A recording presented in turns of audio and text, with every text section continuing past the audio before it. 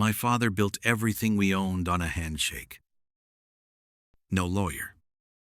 No paper. No signature. Just two men standing on a dirt lot and a grip that held for 30 years.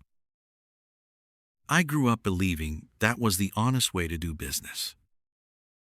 Then I tried the same thing in my 40s.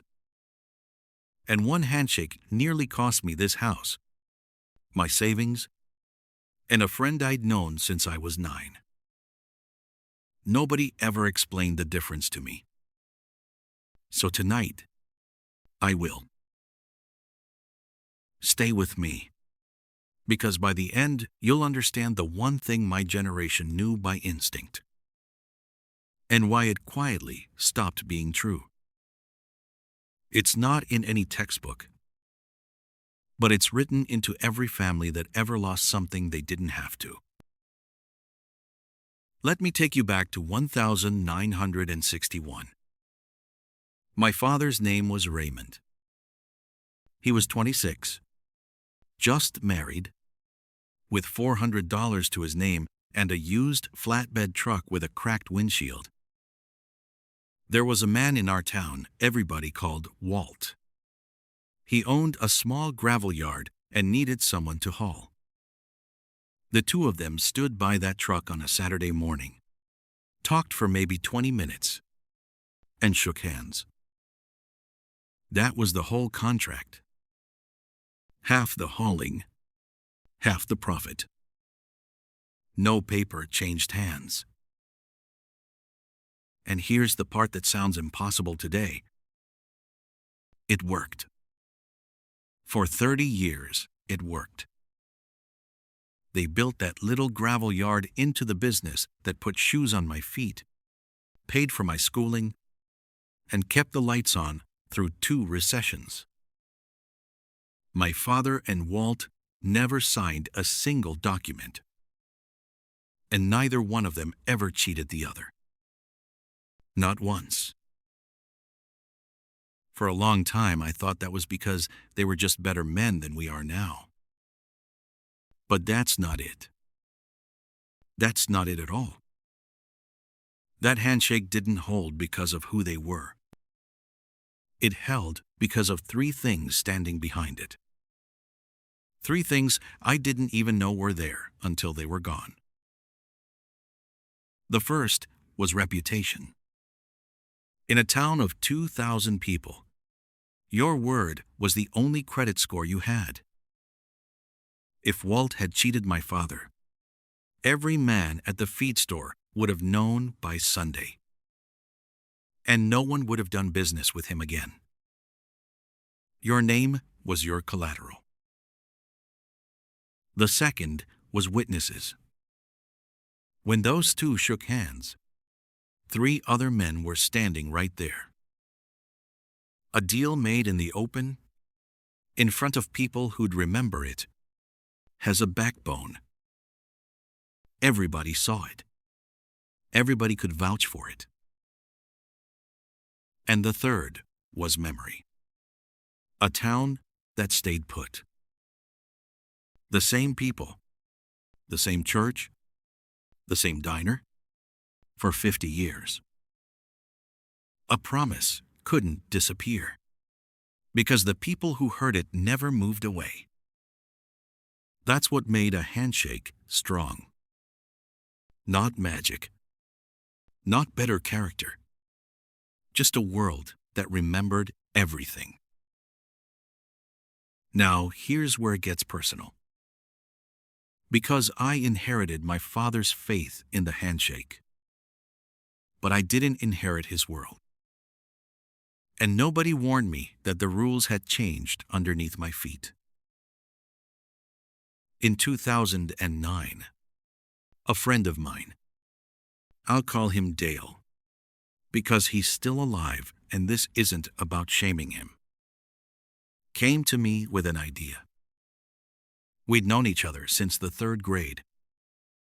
Dale was a Finnish carpenter, good with his hands, and he wanted to start a small home remodeling crew. He needed someone steady to handle the money and the customers. He looked me in the eye, stuck out his hand, and said, 50-50, partners. Just like our dads would have done it. And God help me. That sentence, just like our dads would have done it, is exactly why I shook his hand instead of asking for anything in writing. It felt like trust. It felt like honoring where we came from. Asking Dale for a contract felt like calling my oldest friend a liar. For 2 years it was fine. Then the work got busy, and Dale started collecting deposits from customers up front. Big deposits for materials. 5 jobs. Then 8. Money was coming in. And then one Monday morning, the jobs weren't getting finished. The customers were calling my phone, and Dale just wasn't answering his. He hadn't run off to another country. Nothing dramatic like that. He'd just gotten in over his head, spent money that wasn't his yet, and gone quiet out of shame. But here's what I learned standing in my kitchen at 2 in the morning. It didn't matter why. Those customers had paid our company. My name was on the company. And there wasn't one single piece of paper that said which half of that mess was Dale's and which half was mine. I want to be careful here, because I'm not a lawyer and this isn't legal advice. But I'll tell you what a real lawyer told me, sitting across his desk while I tried not to come apart. He said, "A verbal agreement is a real agreement. The problem isn't whether it counts. The problem is proving what it actually said." And we couldn't. It was my memory against Dale's silence. To make the customers whole and keep my name clean, I borrowed against this house. The same house my father's handshake had paid for. A little over $60,000. It took me almost 4 years to climb back out. 4 years I should have spent putting my own kids through school. For a long time I was angry at Dale. Then I was angry at myself. But neither one of those was the real lesson. The real lesson is the one I want to leave with you tonight. Because it's the thing school never teaches, and most fathers forget to say out loud. My father's handshake didn't work because paper is dishonest. It worked because his whole world was the paper. The reputation, the witnesses, the town that remembered.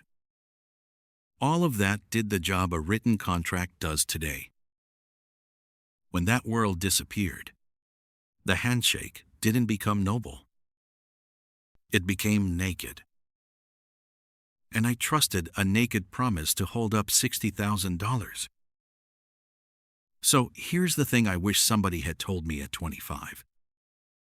Getting it in writing is not the opposite of trust. Getting it in writing is how you protect the people you trust. A clear agreement doesn't end a friendship. It's the only thing that lets a friendship survive when money gets involved. Now, I'm not going to pretend I can give you legal advice. I can't, and you should talk to a real professional for anything serious. But I can tell you the 4 plain habits I live by now. The ones I drilled into my own children. 1. If money, work, or property is involved, put the terms in writing. Even 1 page. Who does what? Who gets what?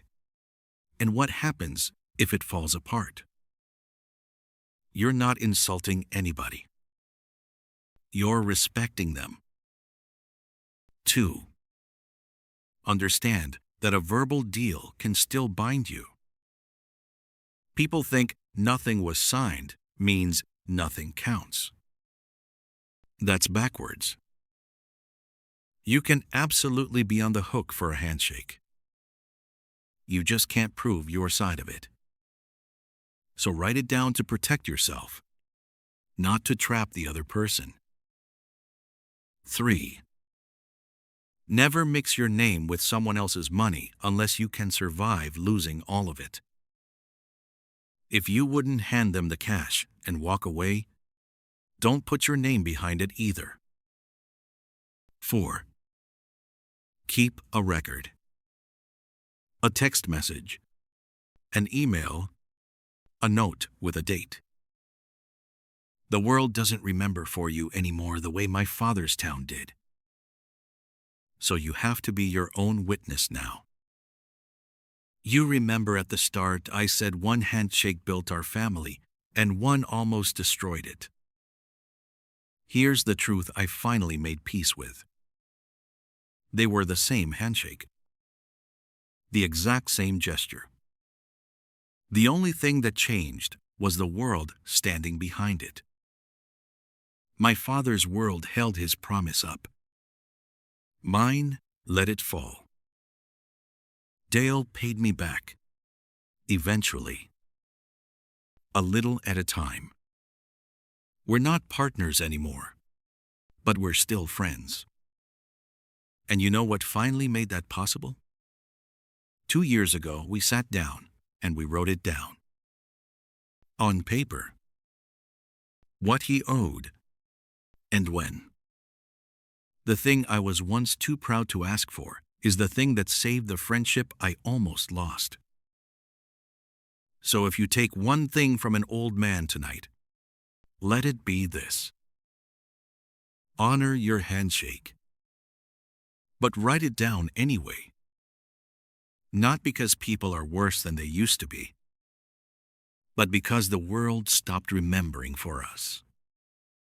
And the people you love are worth a single page of paper.